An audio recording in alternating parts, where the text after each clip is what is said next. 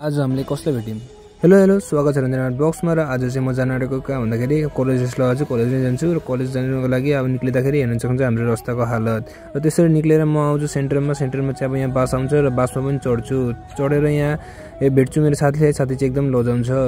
र त्यसपछि हामी निक्लिसक्छौँ। हेर्न सक्नुहुन्छ पानी चाहिँ परेको छैन, अघि नै परेको पानी यही खिड्कीमा लागिरहेको रहेछ। र त्यसरी गर्दा गर्दै हामी पुग्छौँ इटा खोलामा चाहिँ हेर्न सक्नुहुन्छ कति लामो पोखरी भएको छ यहाँ। र हेर्न सक्नुहुन्छ जाँदा यहाँ इटा खोला पोखरी। ओ माई गड, यति ठुलो यार, माछा मार्नुपर्छ होला यहाँ आएर अब। र हेर्नु यो चाहिँ इटा खोला सेन्टरको दृश्य हो। र अब जाँदैछौँ। अब यहाँबाट चाहिँ त्यसपछि पुग्नु बहुत टाइमै छ हो। र यो चाहिँ हो सोयबारी रोड। यहाँबाट जाँदा सोयबारी पुगिन्छ। र यो सोयबारीको सेन्टर पुग्दा यताबाट चाहिँ शिव मन्दिरको नाम लिएर हामी पुग्छौँ बुढोलीमा चाहिँ एकदम पानी भर्ती भइसकेको छ। र त्यसो गर्दा गर्दै म पनि पुग्छु मिसन चरालीमा।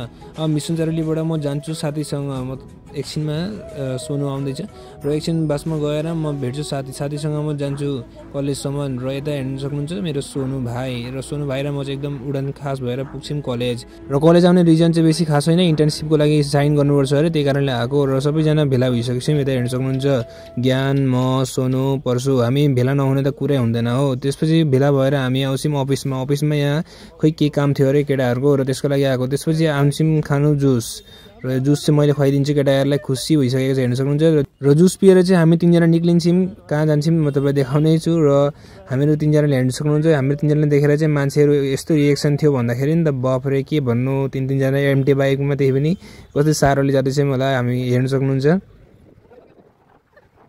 र एउटा बाइकमा तिनजना आउने रिजन चाहिँ यहाँ आएको हामीहरू यामाको सर्भिस सेन्टरमा र बाइकको सर्भिसिङ गर्नु। र साथी चाहिँ उता गएको छ र कागजहरू के गर्दैछ। र त्यसपछि हामी चाहिँ भित्र बस्छौँ र बाइक चाहिँ एकदम घुसेको छैन। त्यसपछि यहाँ दिन्छ फिल्म जत न के भन्ने सोनी देवलको। र त्यसपछि यहाँ दुईजना चाहिँ के हेरेर बसिरहेको हेर्नुहुन्छ, के फोटो देखाइराखेको छ। त्यसो गर्दा बाइक पनि हुल्छ भित्र।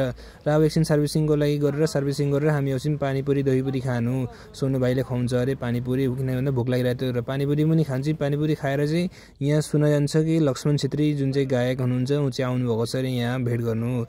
र उता हेर्न सक्नुहुन्छ लक्ष्मण दाईलाई सबैजना फोटो उठाइरहेको छ। र म पनि आउँछु फोटो उठाउनु र भिडियो पनि बनाउँछु। र त्यसपछि चाहिँ लक्ष्मण दाईहरू पनि जान्छ। र लक्ष्मण दाईहरू गएर हामीलाई चाहिँ गोर्खाको मान्छेहरूलाई खुवाइदिनु भन्छन्। र यता भेट्न सक्नुहुन्छ दाईहरू।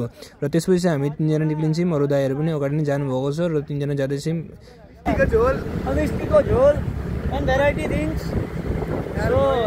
र साथीको कुरा सुन्दै हामी आउँछौँ चिया खानुलाई। चिया चाहिँ गोर्खाको तर्फबाट खुवाइएको छ। र हेर्न सक्नुहुन्छ सबैजना बसेको छन्। चियासँग यता दिन्छ कचौडी खाएर हामी तिनजना निक्लिन्छौँ। र तिनजना हेर्न सक्नुहुन्छ पुरा एकदम बात मारी हाँसी जान्छौँ। र आज चाहिँ म त्यसो नबस्छु दादाको रुममा। र आजको भिडियो यतिमै समाप्त गर्छु। हामीलाई लाइक कमेन्ट सेयर गर्न नबिर्सनु। Thank you.